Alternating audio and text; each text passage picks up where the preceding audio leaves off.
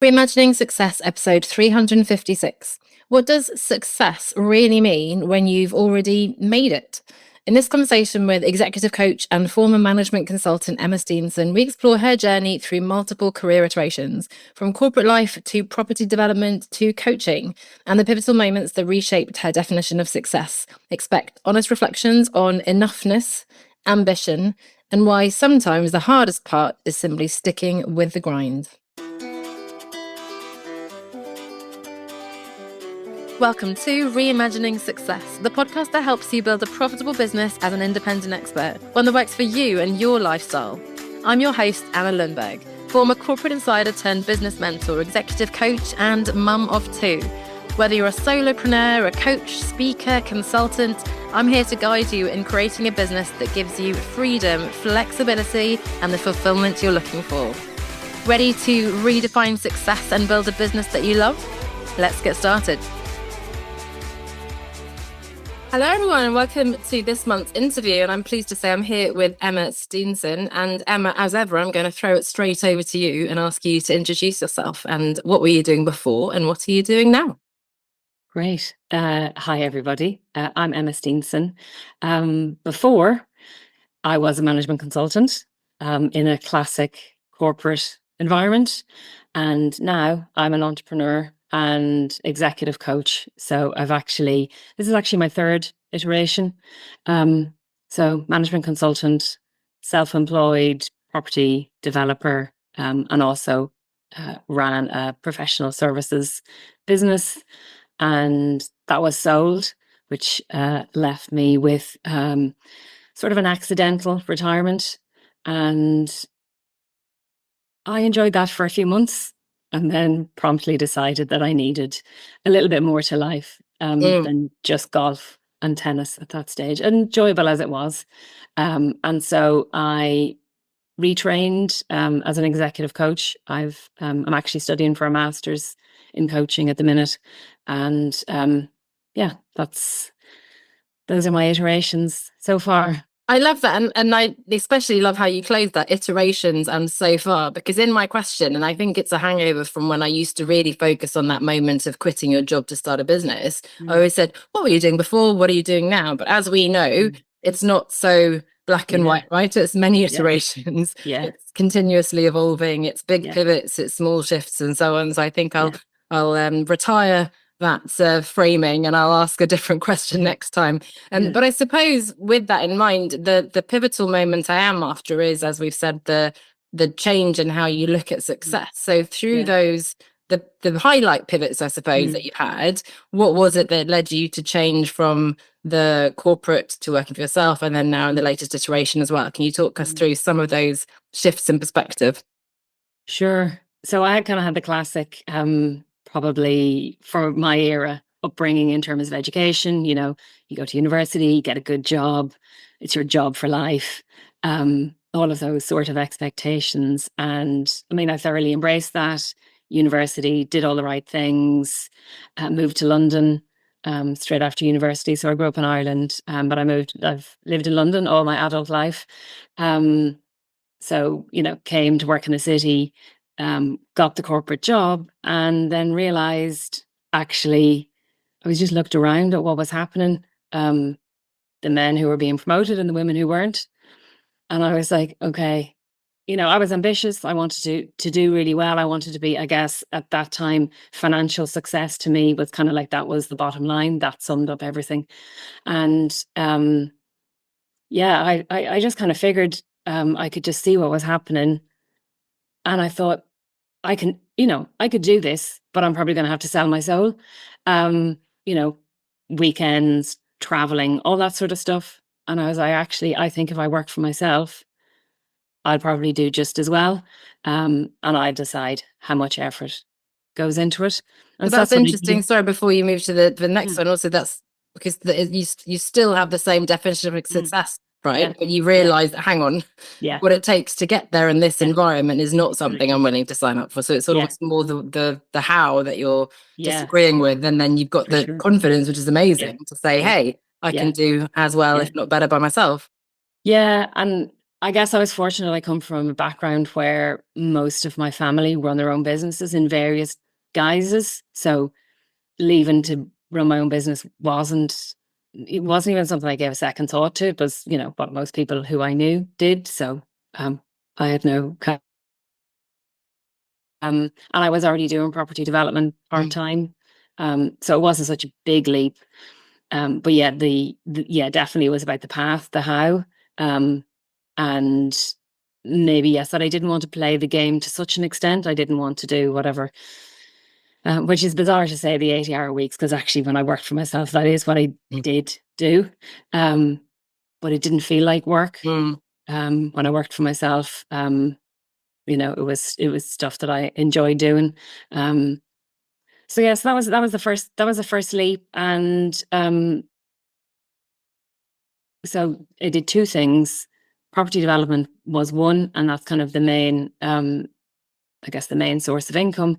And the other thing that I was doing day to day was helping my husband run his business. So, I come from a management consulting background.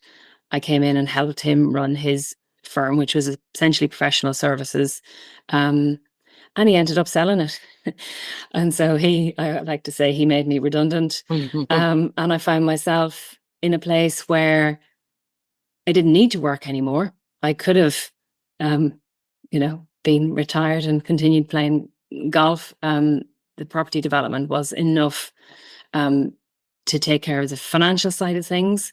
But I guess that's where the shift in definition of success comes from. It's not just about the money, it's how you spend your days. And you have to do something, I think, that I guess satisfies you. I think that's the best word for me. So whatever that is, somebody else might have said, well, that's not enough. I want, it's not enough to have a Mercedes. I want a Ferrari. And that's great if that's what you want. But those kind of goals actually weren't for me in the end. So growing up in a certain environment, you have this idea of success equals money, but actually you have no metric for that. You don't know what that means. And actually I realized quite quickly, I just needed enough money. So, when you start and you have nothing, then of course you think that, people who are successful have endless amounts, and some people do, of course. But actually for me, it was enough. So I think that was the thing that I realized, that I could slow down then, and that success for me was doing stuff that I enjoyed doing. So this is really interesting, and I have this debate with these big influencer solopreneurs on LinkedIn all the time. I say debate; they never respond to me, but I make the comment always. But there are certain solopreneurs who always share a philosophy I'm very much aligned with about redefining success. It's not about the money, etc., etc. But my question to them, and now because I have you, I can ask you, is this: do you have to first earn the money to then be able to say that? Because for those who are on the other side of that, I've seen many are struggling. It's often a creative, you see that kind of stereotype, or coaches, and we care so much and we want to help. We don't charge enough, and then we're not earning money, and we say, oh, it doesn't matter because we're doing important work, but it does. So is it too soon to say money doesn't matter when you're not earning it? Do we need to first do the hustle, get to the money, and then we can redefine what success looks like to something more meaningful? Yeah, I think it is a critical one. It's that you can't say it until you've done it, because you don't have the experience. I think for me, it's the definition of enough is understanding what that is for you. And yes, if you don't have enough money to pay the bills, then yeah, absolutely. Like that's a hard thing about, you can't just say then, oh, it's only about doing good, because clearly that doesn't pay the rent. But there's, I guess, somewhere in between, isn't there? Where actually a lot of people, what I have seen in my circles and the people that I say meet through business, is people who, I want to use the word treadmill, they embark on the journey without really questioning how fast or how far they want to go, and they just keep going, and they have no idea if what they've achieved is enough. They just keep going, like, with no question. Whereas for me, maybe I was fortunate to have the opportunity to kind of step out and kind of go, actually, I have enough. I don't need to keep earning more, that isn't what's going to satisfy me now. But it's that whole kind of, but the research, isn't it, that money doesn't matter after a certain point, but yes, before, whatever, is it 70 or 80K, something like that? Yes, it does matter. So yeah. I've heard that number too, $75,000, but I think it depends where you live and, how many kids in private school you have and so on. I think you're going down a different path there, but definitely I think that's an interesting nuance. And enoughness, being enough is such an important question, and it's hard to know what that is. And working for yourself, especially, it's more tied, right? I could work a bit later this evening, and it's not like I'm working for some soulless entity. I'm working for myself, and that could mean that my kids and I can go on a nicer holiday, so it's harder to draw that line. And of course you see, and it's often in private equity and these consultants, which I'm sure you're very familiar with, working, it's just one more cycle and then I'll have another few mil in the bank, and and then I'll be safe. And I just wonder, will you then be, and it's very simplistic, but estranged from your partner, your kids will be grown up, you'll have a heart attack because you've been working so hard and stressing and so on. So I mean, I see you nodding. So what are your thoughts on that?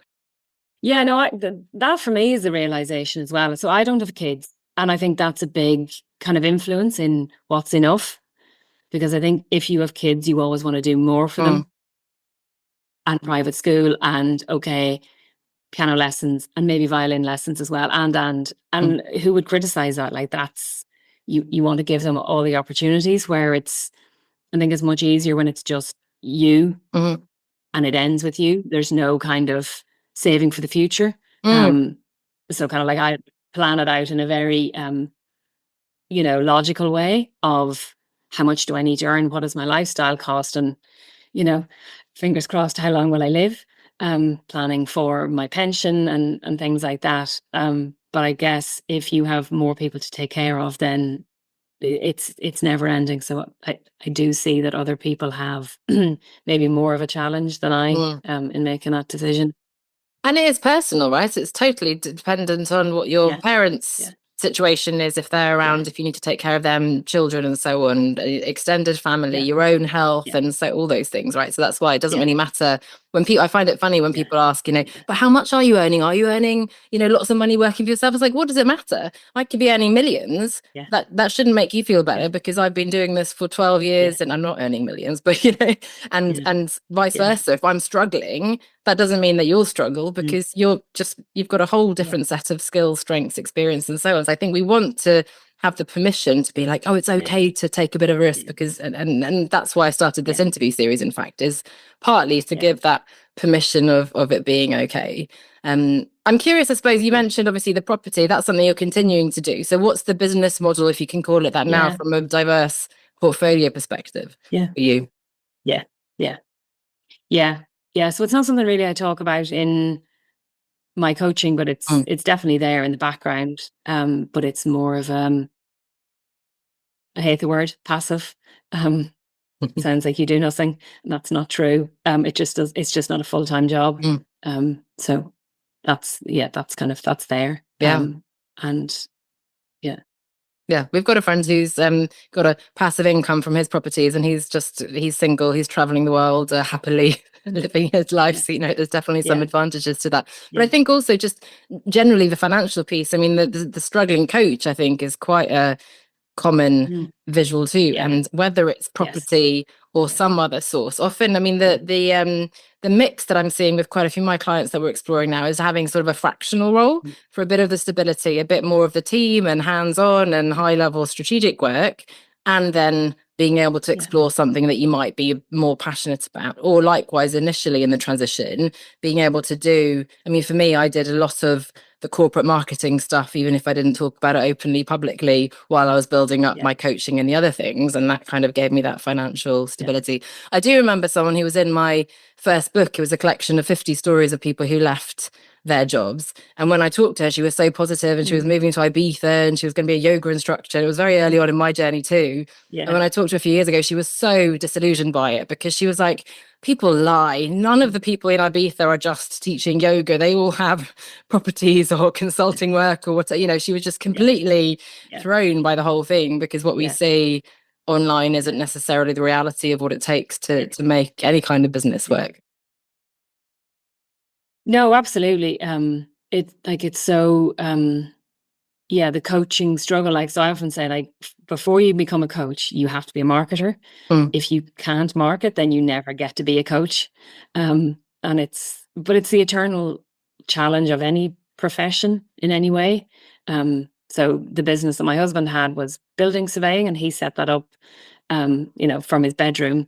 And he had to go out and win business before he could deliver the services that he wanted to deliver. So it's not an unusual experience, but I think maybe for people who've come from corporate and who haven't been surrounded by that business ecosystem. So like I said earlier, I come from a family background where a lot, 50% of all of my aunts and uncles all have their own businesses, all in different ways, manufacturing, farming, whatever. And so I guess I've always had a sense, that kind of learning by osmosis, understanding of what it takes to be in business, and that, different people have very different businesses in terms of success. And I think for a lot of people who come from like a corporate and only have that in their circle, it can be quite a shock to find out what really it takes and what's really going on, because people don't tell you the full story. Mostly, I think, because they just assume that everyone knows what they know, and you don't get that. Yeah. Well, it's the other side of the Unless you freedom ask, and it's one of those things. coin. No, go ahead. The people don't ask, you think, or? Yeah, I'm just going to say it's the unknown unknowns, isn't it? That you don't know to ask. So, of course, you don't ask, and people who know presume you know, so they don't tell you. So it's that sort of, how do you find out?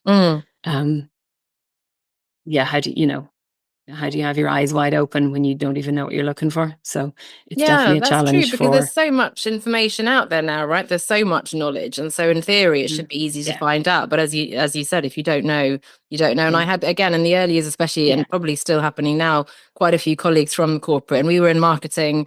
It's the other side of the treadmill too, that these projects are coming at you, that steady flow of work. I've got another meeting to go to. But when you're suddenly working for yourself, there are no meetings unless you book that meeting, right? There's no work that's landing on your plate, which might seem fun in the short term. In the longer term, that means that you're not making any money. And so, yes, quite a few colleagues in those early days would quit, start their business very enthusiastically, have this one idea, and then very quickly realize that particular idea didn't work. And then rather than continuing to iterate and learn and so on, they sort of jump back to what they felt was comfortable. Or we make the mistake of thinking or behaving like we did in corporate. So, I've got a big budget. We had celebrities and whole teams supporting us.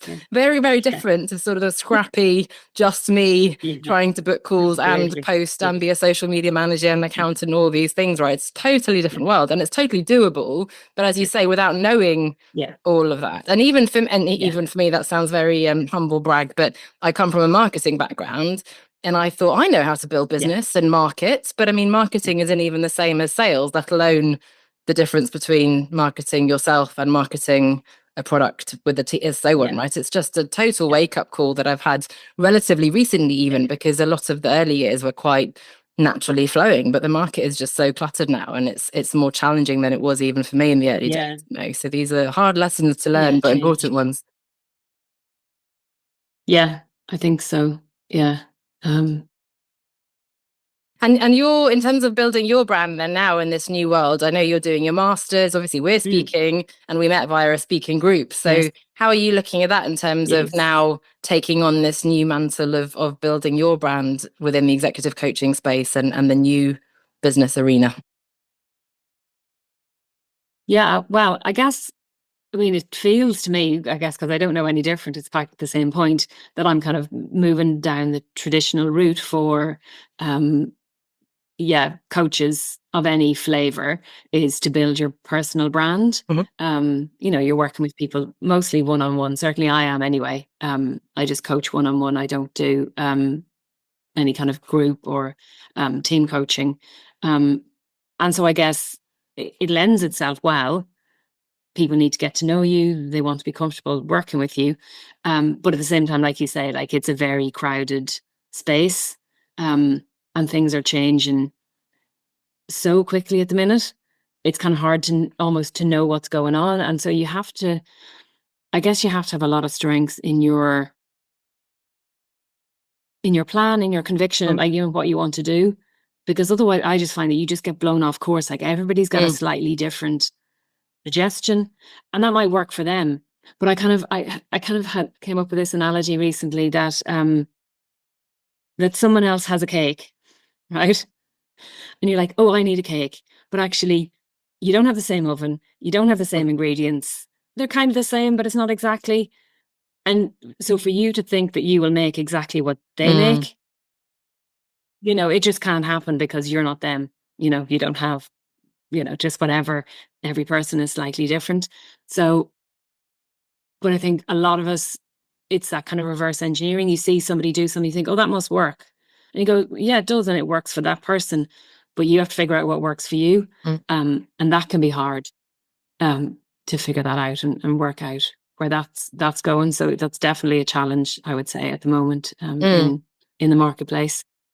Yeah, and so important. And that's again sort of coming back to redefining success from a big picture, but even in the day to day. And it's Yeah. to do with I love the cake analogy. You've got to always love a cake metaphor. So Yes. in terms of, you know, your particular set of circumstances, family, whatever that looks like, you know, the income Yeah. aspirations you have and current obligations you have, your strengths, skills, personality. Do you like to go on podcasts and big Yeah. stages, rah rah? Do you Yeah. prefer the quiet one to Yes. one? You know, there's all these Yeah. different nuances, and you're right. Mm. Unfortunately, it makes it harder in a way because there's no blueprint to follow Yeah. exactly. It just means you need to be clear on what No. you want. And then once you know what you want, then you can go to the experts who can then Yeah. teach you that particular path if once Yeah. you've decided that is the right Yeah. path for you. But I think often we get caught and waste a lot of money on, oh, this person has said that we've got to Yes. do the webinars and the funnels and the big group Yeah. high ticket, whatever it is. And it, as you say, it's just, again, we learn the hard way, Yeah. maybe, unfortunately, that Yeah. that's not what's going to Yeah. work for us. Exactly. So it doesn't work for you, but then there's also, you know, the game is changing all the Mm, time, and it might have worked for you 2 years ago, but it's not working now. But people are still selling off the back of, yes. you know, giving advice off the back of something that worked a while ago. And I think that's something I think that's really present, really at this moment in time, is that, you know, I don't know, just the whole shift in everything in the world and how Mm, things are working. Um, it's yeah, I think it's you kind of have to. Well, for me, I just think, you know, just hold on. It's that kind of you kind of stick to your guns mm. and try not to get distracted. But that's it's more easily said than done. Yeah, but I haven't thought about that. That's a very important nuance, and it reminds me of when I was doing digital marketing in corporate. Our Mm. company was very much, we always had to share the it was called marketing mix modeling and ROI studies and so on. And I said, for digital, we don't have that because it's new. If we now wait until we've done 2 years of studies on whether Facebook, you know, it's going to be too Yeah, late. And funnily enough, you yeah, think as an entrepreneur, yeah, solopreneur, coach, whatever we are, we're much more agile than that. But you're right, our entire ecosystem around us is by definition anchored in what was working. And obviously AI has come onto the yeah, stage, exponential yeah. explosion, Wow. Yeah, just in the yeah. last year. Steam And train. that's every day it's new stuff, Yeah, right? And then yeah, yeah, LinkedIn, as we know, yes, algorithm changes all the time, and so on yeah. and so on. So All the yeah, time. unfortunately the things that worked certainly 5 years ago for me as Yeah, well don't work anymore. What helps yeah. you, as you said, No. it's easier said than done, but what helps you stick to your guns? Like, Yeah, what are you trying to do to hold on to, no, but this is me, I'm doing my masters, I'm doing this is what I'm going to do? yeah, Any tips? yeah. Any tips? Not. I don't think they're really tips. I think it's just the classic. You have to really know yourself, and notice when you're kind of being distracted, whatever that Mm, is for you. If it's a change in mood or a change in tactics or whatever, and take time out, yeah. go for your walk, do whatever it is that you do, dance, whatever the suggestion is, and just kind of remind yourself what you're in it for. And I quite a lot think about kind of boundaries and what I'm prepared to almost to trade. Mm, So I came to coaching because I wanted to spend my time, which I had a lot of, doing this thing because I wanted to be challenged. Um, and I wanted to do something useful, and I wanted to add value to someone else. And it's that sort of, if I trade my time now tinkering around on LinkedIn, am I doing any of the things that I set out to do? No, actually, well, I might be challenged occasionally, but it's not quite the same thing. So that for me is like to really interrogate on a daily basis, if that's what it takes, because quite often, I'll speak for myself, you can kind of, it's ups and downs in every entrepreneur's journey. And sometimes when you're in the kind of, the challenging phases, you have to remind yourself daily, it's not just a one-off pep talk and up you go again. It's actually for a couple of days or maybe even a week, you have to say, no, keep going. And there's nothing exciting. There's no, I don't feel there's a secret magic wand to it. I think that's when people talk about, the grind of being an entrepreneur. It's just keep doing the hard things. And then gradually you get to the top of the hill, or you turn the corner and actually, okay, you've got through that. And, the next phase is rewarding and is challenging and is all the things that you set out to get. Yeah, it's not very sexy, is it? Just showing up every day, having the discipline, doing the boring stuff. But that is unfortunately what moves the needle. It makes me think, again, it comes back to the distraction of the experts. Instagram, for example, which is, a whole other world from even than LinkedIn. I realized recently, and maybe it's really obvious, but of course, the expert on Instagram who is teaching you how to be an expert on Instagram, that of course that's just sort of smoke and mirrors, and that's you're losing sight of why you're there, because we're there certainly immediately to sell, but then the bigger picture is we want to make an impact. Are we doing that by doing these fancy edits and reels and so? No, of course not. And it sounds so obvious when you put it that way. And yet I and clients around me have spent months trying to, but if only we could go viral with this, then we can. But we're just getting distracted by the metrics. We're thinking that the aim is to be successful on Instagram, but no, of course that's not it at all. That might be a tool to get to where we want to be, but it's not the end in itself. But it comes back around to what you referred to earlier, the if only the next time I'll just do this more. It's that kind of, I can't remember the term for it, the kind of, I'll be happy when. Yes. I'll be satisfied when. It's always pushing it out rather than kind of going, what have I got right now? Yeah, absolutely. And right now then, what does is there a typical day for you? Are you very focused now, as you said, on your marketing, your masters, which starts with the same two letters? That's why I get confused. Walk us through sort of what your work life looks like at the moment.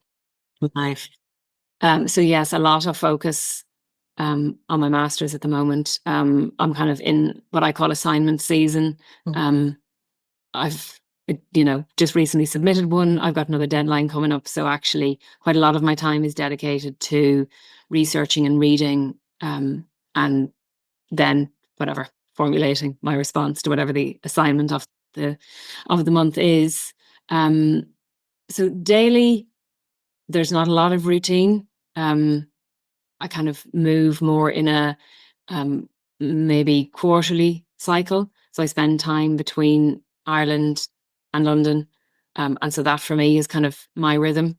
Come to Ireland every couple of months and spend a few weeks here, just catching up with family and spending time with friends and things like that. So that for me, that's my rhythm of cycle of what happens.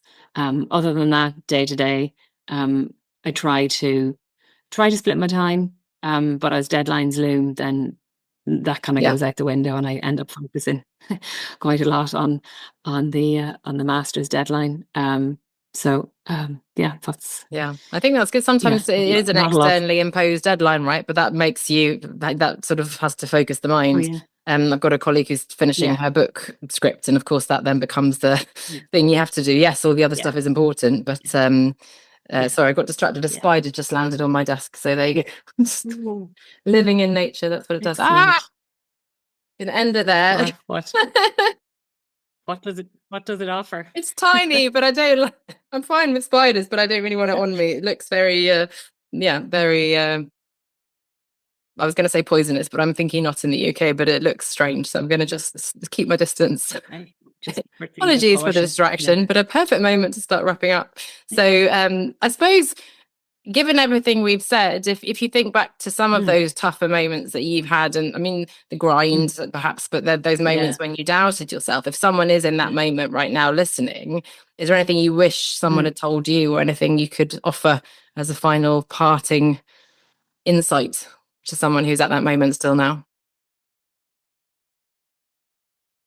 I think you just get through it. I think that's the only, I mean, I've never had any advice or any kind of insight that kind of makes it better, that when I encounter it again, that it improves. But I think it's just to know that you do get through it. And yeah, and it's just part of it.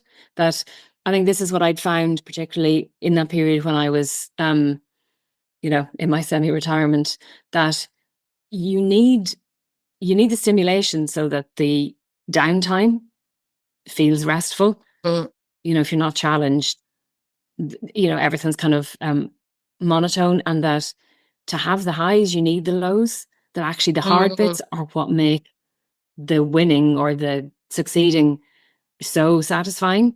And I think that, it's hard when you're in it, but it is necessary. And if that wasn't present, you wouldn't have the corresponding up. So try to take the long view, I think. But sometimes it is just getting through it. Yeah, just keep showing up. But I love that, remembering that actually it's going to be so much more worthwhile because it's difficult now. If someone just handed it to you, it would be empty, and you just need to move on to the next thing, wouldn't you? So it's the journey, not the destination. But it's true. There's always truth in cliches. Exactly. Yeah. And it's funny, like I recently, last year I did high rocks. It's one of those kind of fad things. If you know what it is, you know what it is. But when I was doing the training, that's what I was thinking about. Like, it was hard and it was horrible. And I was thinking, why am I doing this? But I almost knew as well that that bit of horrible is what was going to make the finishing it worthwhile. And so actually that did keep me going. Days when I was in the gym doing ridiculous things, that, getting off your treadmill to do some burpees and everybody looking at you like you're absolutely bonkers. But yeah, it kind of, that did get me through. Was, I guess, eye on the prize, isn't it? That's the phrase. To know what you're working towards helps you through the tougher times. I have to ask about high rocks. It was on my list briefly, and I've forgotten all about it. So you've now nudged me to try to have a go at that. But it reminds me, I was with my mum at the weekend, and one of our favorite, it sounds very elite, but one of our favorite Shakespearean quotes is, come what come may, time and the hour run through the roughest day. And it's like, whatever, time passes, however awful it is, time will pass. But what I say is, yes, but you can't just sit down in the middle of your marathon and then time will pass and ta-da, you get your medal. You have to go through the hardship to get to the finishing line, to get to that thing, right? So it's 4 hours running London Marathon, let alone longer than that, is different to 4 hours that I've just had this morning working from home, which has gone like that. So it's an interesting thing, how time and space, we need to ask Einstein how that works, how it's relative depending on what you're doing. But anyway, that's for another philosophical podcast with someone who understands science much better than I do. But there is there is science about that, about how time moves slower when you're working out. It's apparently been proven. Oh, when you're working, that's interesting, isn't it? Okay, there you go. But it's worth it. That's what I'm hearing. So I think that's important. And whether it's a physical or a mental challenge or something, remembering why you're doing it and what you're going to get when you're done is so important. And I think that's something as well with having something outside business that you can kind of draw strength from. So doing the training for that, I kind of realized, okay, this is the grind bit. And I can see that sometimes in my work, like doing assignments and reading when I'm not in the right frame of mind to do it. And I just think, oh, this is the grind. This is just the one foot in front of the next bit. And just keep going and you will get through it. And Yeah, it is true. So I think having a parallel that you can maybe draw inspiration or motivation from can be helpful. Yes, and also to distract you in a good way, right? So you don't get too caught up. If work is Yeah. your only identity, then that Yeah. becomes everything. But if you've got Yeah. to go do your treadmill burpees, then that helps you to Yes. well, you've got a hand in your dissertation. Yeah, I love Yeah. that. And Emma, thank you so much Yeah. for so generously sharing your time and your story. Where can we find you and follow along for the next stage? Oh, you can find me. I have my website, emmasteenson.com. That's where I hang out. You can also find me on LinkedIn. There are not too many Emma Steensons around, so you can search and you'll find me there. Perfect. We'll be sure to link in the show notes as well. You're lucky with your personal brand that you've got a distinctive name. But thank you so much, Emma. Best of luck with the Masters. Best of luck with this next phase as well. And thank you again for your time and sharing your story. Thank you. If this episode has you thinking that something needs to shift, whether that's streamlining how you work, redesigning your offers, or finally building the business that you actually wanted when you started, let's talk about what's next for you. We can look at where you are, what you want these next few months and years to feel like, and whether one-to-one support or the Business Accelerator would be the best fit. Just book a call at onestepoutside.com/call. It's a simple conversation to explore what would make the biggest difference for you right now. That's onestepoutside.com/call.